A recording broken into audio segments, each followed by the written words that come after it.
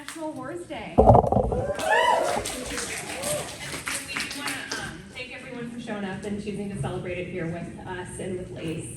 We did run a bit over time with the films, as wonderful as they were, so we are going to go stay a little bit over, but we do have a hard out time of like 5:50.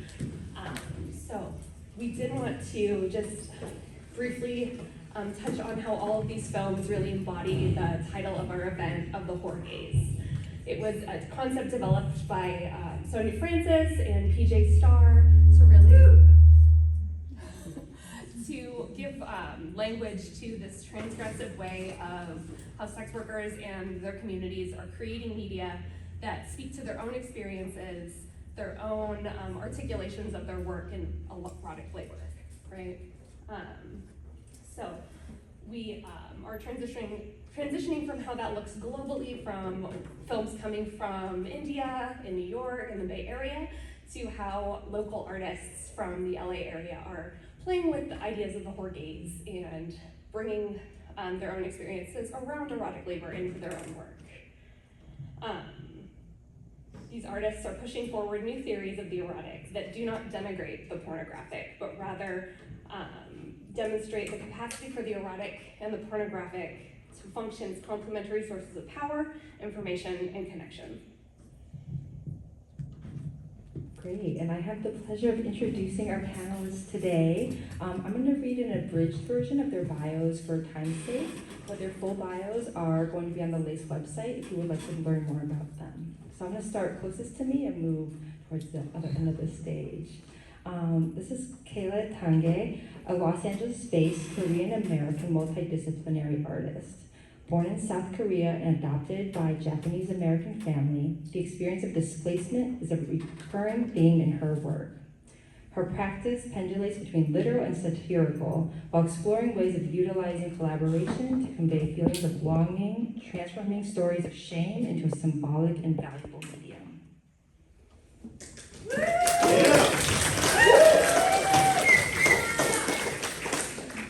Next, we have Daphne, who is a multidisciplinary artist most known for visual art and immersive performance art experiences. Her work centers the necessity of decriminalization and the advocacy of sex workers, often using visuals to show the unseen moments of the lives of sex workers, specifically working trans girls, in order to reveal the aspects of their lives that many don't get to see unless involved intimately.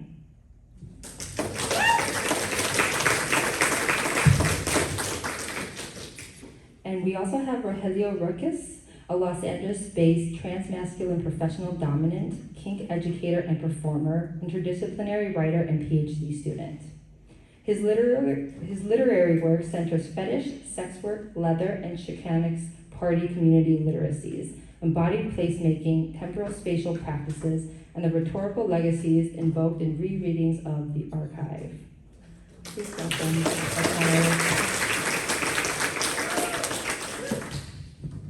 All right, so first question is, tell us about your work, and how do you understand your experiences of erotic labor as connected to your artistic practices?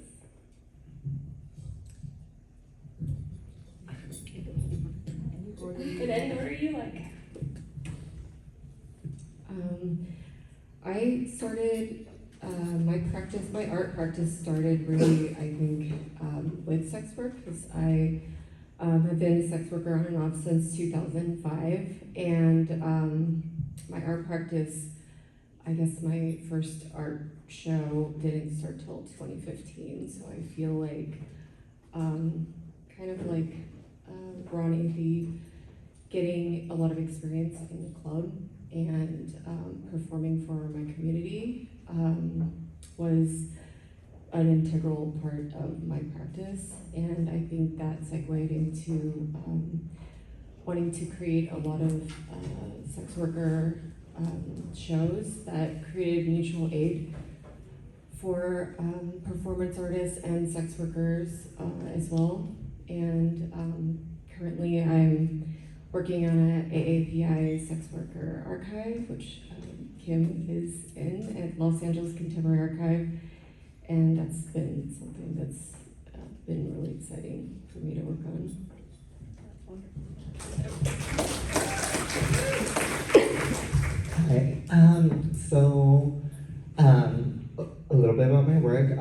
it's mainly I've been focusing on a lot of photography and just documenting, you know, the girls around me and just passing on sort of that. I guess that's just like how queer history is passed on by like the documentation and like the oral history that we have with each other, and through passing on those stories of, I guess, shared culture, but also have been able to do some really great performance pieces.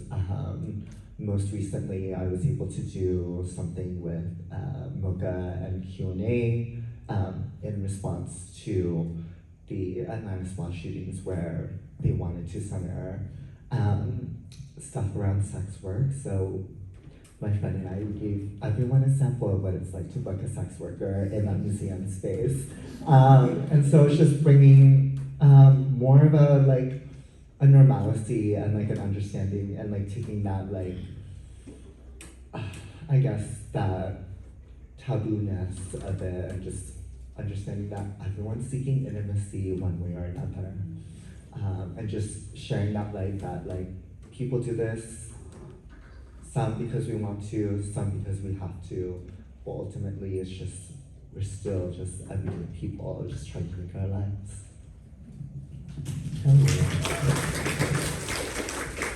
Yeah, I think in a similar vein, my performance art, specifically my like sadomasochist performance art, came out of engaging in sex work and really having a fundamental tenuous relationship with the materials of sex work, particularly like pro-dom work, that you are handling, you know, implements that have a sordid history in the torture of people, and as an Indigenous person, trying to navigate these histories, particularly like with this piece up here, talking to family, talking to friends, having to engage in tying people up, and also the histories of like Indigenous people being tied up in forced migration and movement, and feeling that tension in the kinds of work I was engaging in, and wanting to navigate, you know, like genealogies of pleasure and sacrifice with our relationships to rope, and also these other histories of rope that have all kinds of sordid relationships with Black people, with brown people, with Indigenous people. And I think that for me, a lot of my performance art tends to try to explore those intersections between the history and the genealogies I might not know, and the practices of the sex work and the materials that I do. And that tends to be kind of like what I am into more generally. Thanks so much for sharing. Yeah, all of you are such like multifaceted creators and performers, and I would love to hear more about, you know, how do you see both art and erotic labor as like informing your sense of like family and community, and maybe how it, you know, complicates that or not.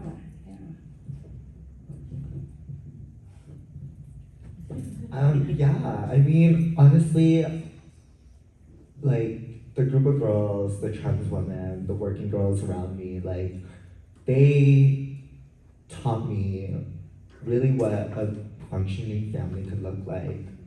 I feel like growing up queer, so many of us, like it's that age-old tale of so many of us not really knowing what, or having an understanding of a dysfunctional sense of family, and not, or even not really knowing what family could be like, just because of prejudices and what we have to go through, just learning to be ourselves. And honestly, I would say like the girls around me like parented me. They taught me what it was like to be loved unconditionally, and like I really feel like just, especially within the working girl, the trans working girls, like,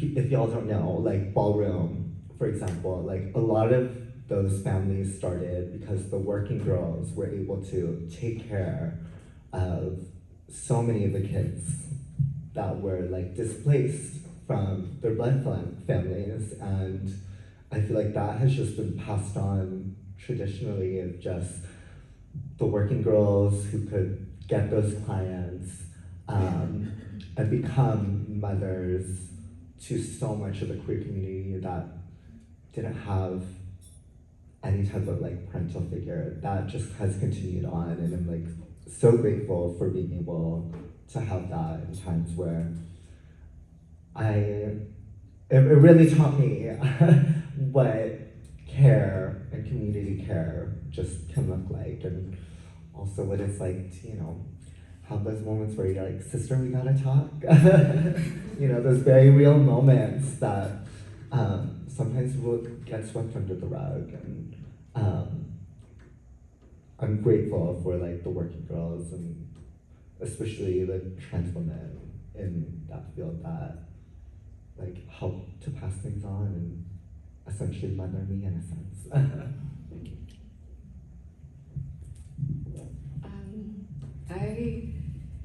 Being an adopted person and learning more about what my biological mother went through in Korea in the early 80s, and not being able to be free sexually and having to hide with me during her pregnancy while working in a factory, and also at the same time, a lot of the other mothers that had to give up their babies for social reasons, for economic reasons during this time. It feels like while creating this kind of commodity, I guess, this export, leaving Korea, in which there was over 200,000 children adopted since the Korean War. And so when I think about, what is family, and somehow finding myself in sex work and feeling really at home, strangely, I felt, it was a place where I could express myself, and I could experiment, and I could make a living wage, and that was really great for me, especially knowing what my mother went through, and being in the United States and feeling, I guess, conflicted about this history, but at the same time, I'm able to be, I'm able to live my life how I want and make money on my own time, and make a lot of lifelong friends that I've met working in these various clubs, and I think, I'm very grateful, similarly to finding this chosen family.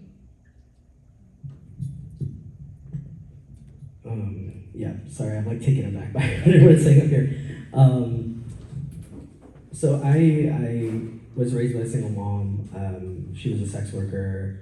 It was not necessarily a mystery once I figured out she didn't work at Burger King at 2 a.m. And I think that, like, growing up, kind of having a feeling that sex work is around, and then finally knowing that sex work is around, right, allowed me to reconfigure not only like what labor looks like, but also like the kind of the myriad of like the expansive and diverse ways of being that we all have that we might not even know, right? Like my mom was caring for me, right, the entire time with sex work money, with money she was making from all these jobs, right? And I was able to live like the best life that she could give me in that moment. And I think that as I got older, that really informed the way I understood care. I understood labor. I understood, right, like what family can look like. Because not only was my mother modeling like what a single mother is capable of and has to do, and like all the ways that she had to work through life, but also the ways that she chose, right, to be open about sexuality, open about gender, right? Like I could dye my hair whatever color I wanted, right? And in return, it allowed me to look at how I brought people in the house, or the ways I didn't have to think about it. So many people had to think about, like, oh, what friend do I have over? Like, what work am I doing? And in a lot of ways, I've been very grateful that I felt very early on that I could have a different configuration of life that I think a lot of folks growing up in nuclear families don't have that privilege. Which today then, like I'm friends with all the freaks, like all the sex workers, all the freaks, and feel very comfortable talking to both my biological mom and my chosen mom about those pieces of my life, and having people where we can be open to differing degrees about sexuality and about BDSM and kink and drag in ways that I feel like continue to keep me open to the kinds of people and the kinds of experiences that I want to continue to have.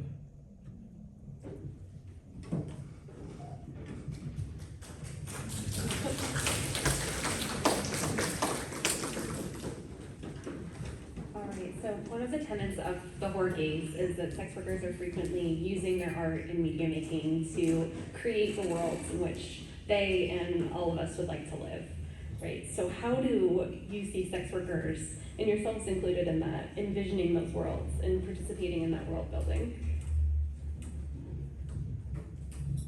I mean, I think what you're all doing today and just always getting inspired by meeting other sex worker and other artists. Yeah, I think that's holding these screenings and talks and having conversations and supporting each other's performances and shows is, it's the world I want to see.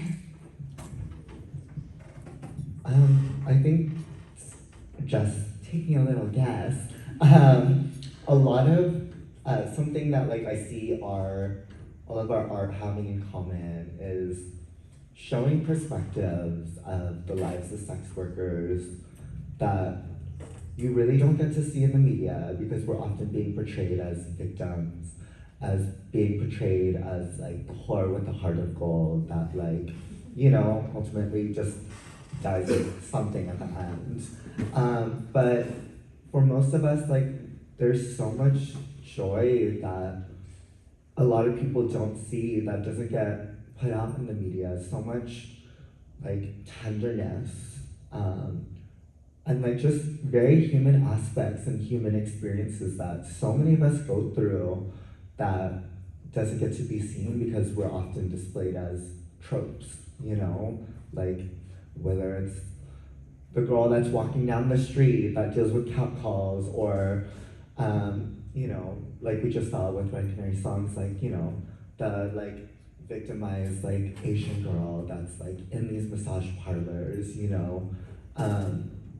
and a lot of us have very common experiences with everyone out there, civilians and sex workers alike. We all go through heartbreak, we all experience joy, we all experience, we all have a little sad girl moment at times too, but I think ultimately we just envision and portray a world where we just want to be seen as human, just as another person that is experiencing and trying to navigate this world day by day, just like everyone else is.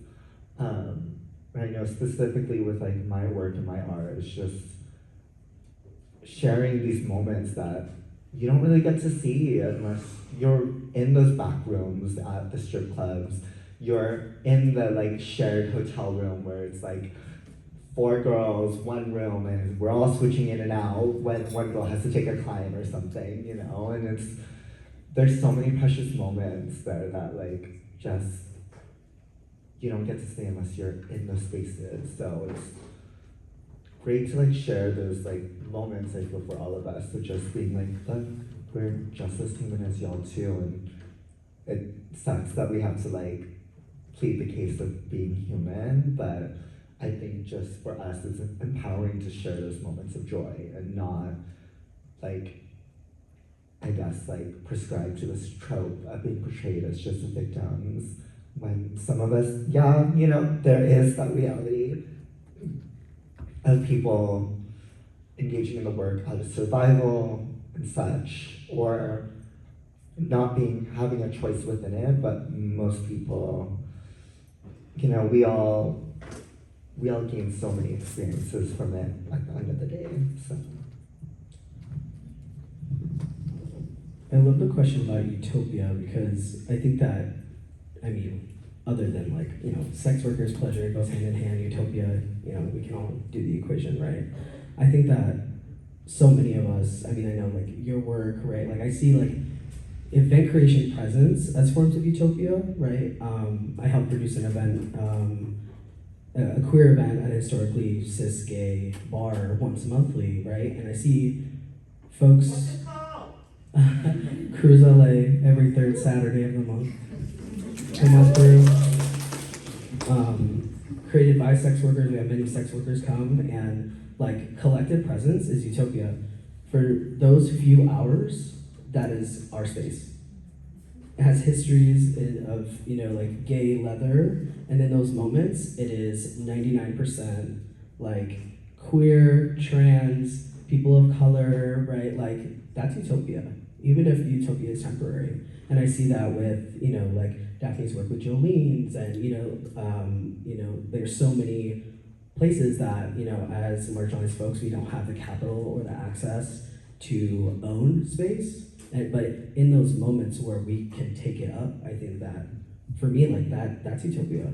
That's something unique that I think sex workers have a keen ability to access. Amazing. So it looks like we have about 5 more minutes. So is there anything that y'all want to plug, or like tell us what you're working on, either in the past that was just your favorite thing to really produce, or something that you're expecting to, I want to say publish, but that's not the right word, perform?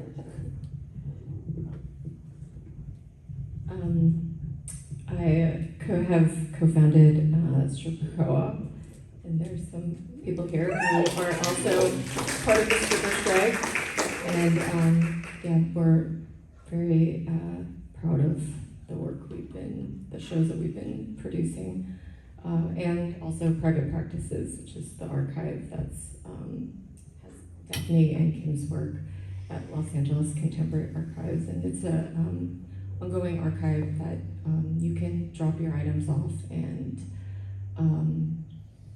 yeah, you can. We welcome all items, and it's in living archives, so anything that you want to amend or take back is also an option. So one of the past projects that is on a little hiatus that I was very much a passion project was Jolene, which was creating a space for women to have for trans women to have safer access to the sex work field of stripping, because surprisingly, the easiest state for me to have gone and danced in a strip club was Texas, which is wild. So for me, creating that space within LA is a piece of work that, like, now being able to look back on, I'm really happy with, and especially more so now. There's other girls who have started their own strip spaces that do center trans bodies. One of them is Tease, that happens in downtown LA, and also Baby Dolls, which happens in Azusa, and that's just 2 of the spaces within all of California that centers trans women having access to this field of work. So I already shamelessly plug Cruise LA.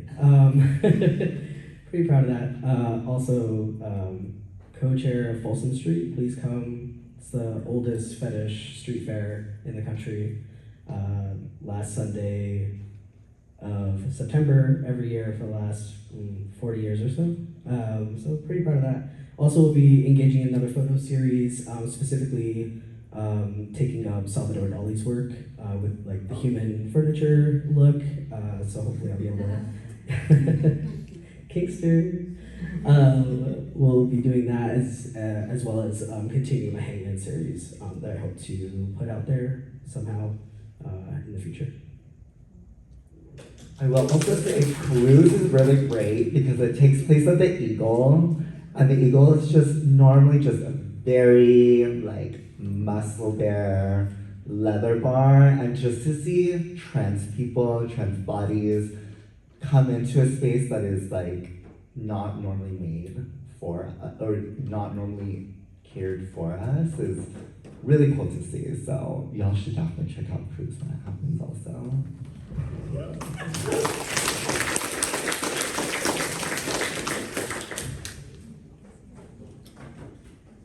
Yeah, I just love how all of your practices like activate the art space as also a community making space, a place of care for activism, you know, bringing bodies together in intimate ways. And just thank you so much for doing this work and being who you are, and continuing to like murk up these lines and boundaries between like the sublimated world of art and like the like libido driven world of like, you know, sex and lust. You know, I think there's so much crossover there and so much like creative force that flows through all of it that is unfairly divided and like partitioned off, that like really works against all of us. So yeah, thank you so much for co-creating this with us. Yeah, thanks to all of you for being here, and thank you to Lace and the team at Lace for making this all happen. Happy birthday!